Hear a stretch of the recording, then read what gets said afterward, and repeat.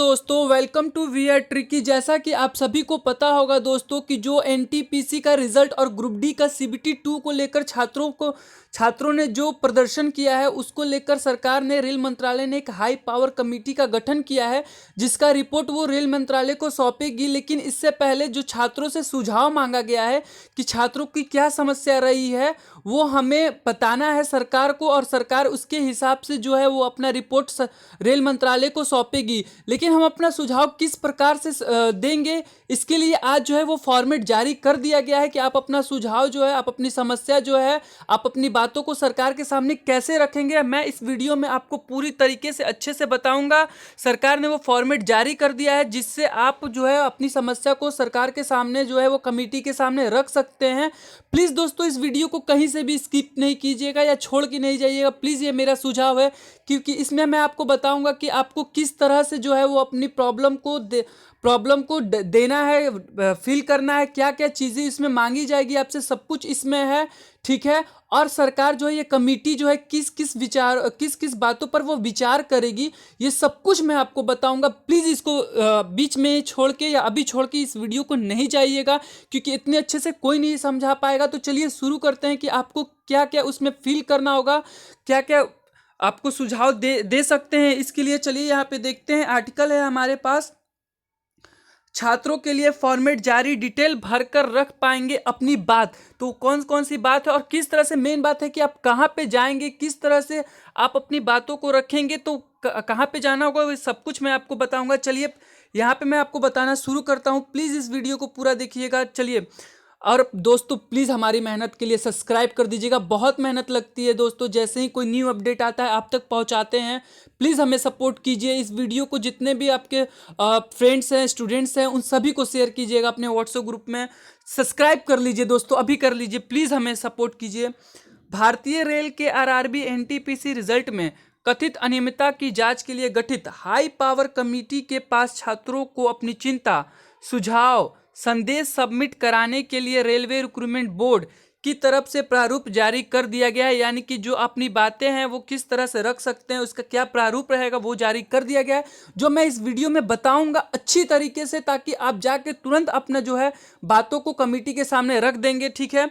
RRB की तरफ से जारी इस फॉर्मेट के तहत ही छात्र अपनी बातें कमेटी के समक्ष रख पाएंगे।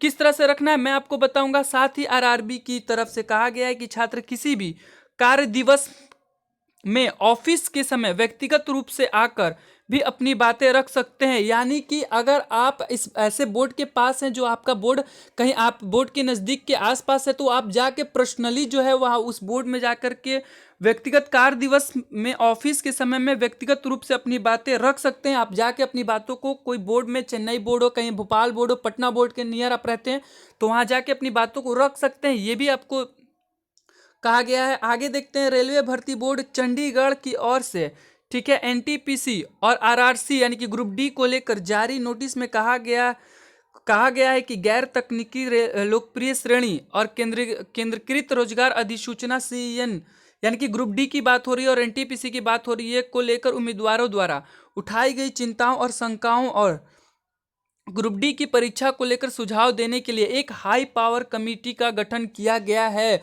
अब उस अपने कमेटी के सामने आप कैसे रखेंगे, अब मैं आपको बताने जा रहा हूं, तो प्लीज़ इस वीडियो को पूरा देखिएगा। आरआरबी चंडीगढ़ की तरफ से कहा गया है कि संबंधित उम्मीदवार अपनी चिंता, सुझाव, संदेश 16/2/2022 तक, यानी कि अब से जो है आज से यह फॉर्मेट जारी कर दिया गया, यानी कि अभी मैं इस वीडियो को देखने के बाद से ही आप जाके जो है वो अपना सुझाव देना शुरू कर दीजिए।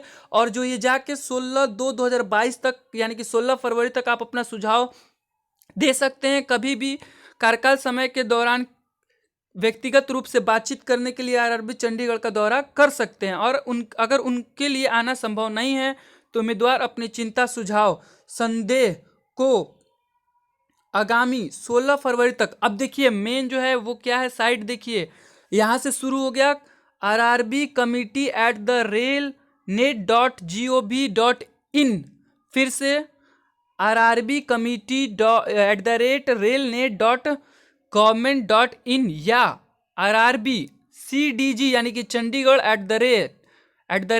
@railnet.gov.in पर भेज सकते हैं, ठीक है, अब आप देख सकते हैं कि आपको किस पे ईमेल ये करना होगा, जो है आपकी जो संदेह है, आपके विचार जो हैं वो इस पे, ये दोनों पे आप भेज सकते हैं। ठीक है, आगे देखते हैं। अब मैं आपको बताने जा रहा हूँ इसका फॉर्मेट जो है वो सरकार ने आज रिलीज कर दिया है।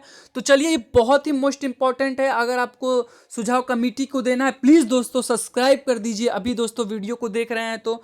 इसके लिए बोर्ड की तरफ से एक फॉर्मेट दिया गया है जिसमें आपने पूरी जानकारी भरकर एक कमेटी के समक्ष अपनी बात रख पाएंगे। क्या क्या होगा, चलिए शुरू करते हैं, आपको बताते हैं। यह फॉर्मेट कुछ इस तरह है कि सबसे पहले आपको अपना नाम यानी कि उम्मीदवार का नाम वहाँ पे भरना होगा, जो भी फॉर्मेट होगा। ठीक है, सबसे पहला उम्मीदवार का नाम, name of candidates, CEN number, जो भी अब CEN नंबर होगा वो आपको यहाँ पे देना होगा। फिर आप किस अप्लाइड आरआरबी जिस आरआरबी में अप्लाइड करना चाहते हैं वो होगा, यानी कि ये 3 चीज़ आपको हो गई। सबसे पहले अपना नाम देना है, CEN नंबर देना है, अप्लाइड आप किस आरआरबी में अप्लाइड कर रहे हैं वो लिखना है। फिर उसके बाद आगे देखते हैं, आपका रोल नंबर यानी कि रोल नंबर भी आपको यहाँ पे देना होगा। ठीक है दोस्तों, आगे चलते हैं। पंजीकरण संख्या, आपका रजिस्ट्रेशन नंबर क्या है वो यहाँ पे देना है।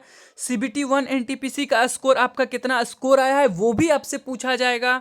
और चिंता या सुझाव जो भी आपका कंसर्न है वो राइज कर देना है। तो क्या कितनी चीज़ें हैं जो आपको यहाँ पे पूरे तरीके से बतानी है, गिन लेते हैं। ठीक है, एक तो हो गया आपका नाम, दूसरा CEN नंबर, तीसरा आरआरबी अप्लाइड, चौथा रोल नंबर, पांचवा रजिस्ट्रेशन नंबर, 6 जो है आपका स्कोर, और 7 में जो है आपका सुझाव दे देना है। यही फॉर्मेट होगा। आगे चलते हैं, आगे देखते हैं। ये वाली लाइन आपको बताने की कोशिश करते हैं।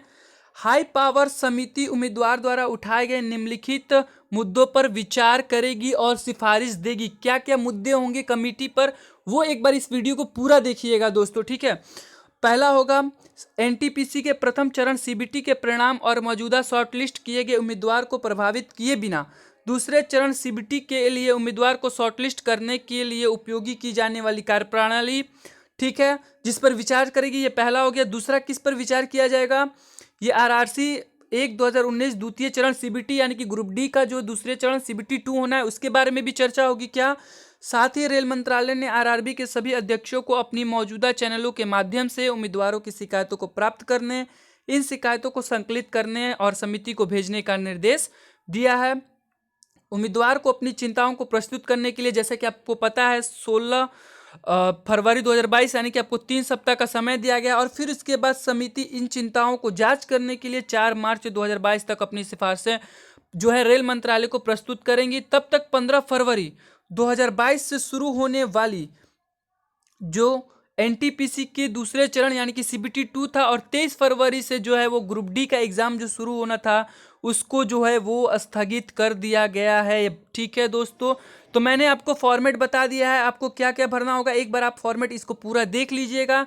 ठीक है दोस्तों, अगर आपको हमारी मेहनत अच्छी लग रही है तो प्लीज़, जितने भी आप लाखों में स्टूडेंट हैं, प्लीज़ इस वीडियो को शेयर कर दीजिए, सब्सक्राइब करके ही जाइएगा, और प्लीज़ हमें सपोर्ट कीजिएगा। और भी अपडेट के लिए सब्सक्राइब प्लीज़। Thank you.